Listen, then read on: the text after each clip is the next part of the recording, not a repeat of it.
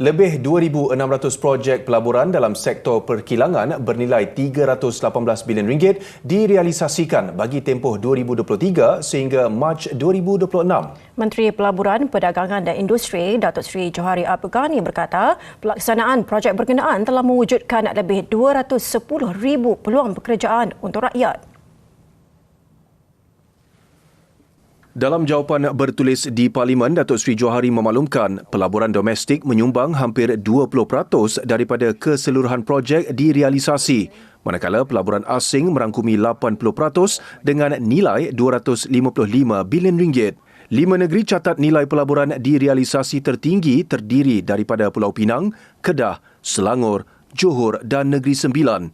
Ia mewakili 84.3% daripada keseluruhan pelaburan direalisasi. Sementara itu, lebih 3,800 projek pelaburan dengan nilai hampir RM428 bilion telah diluluskan dalam tempoh dikaji.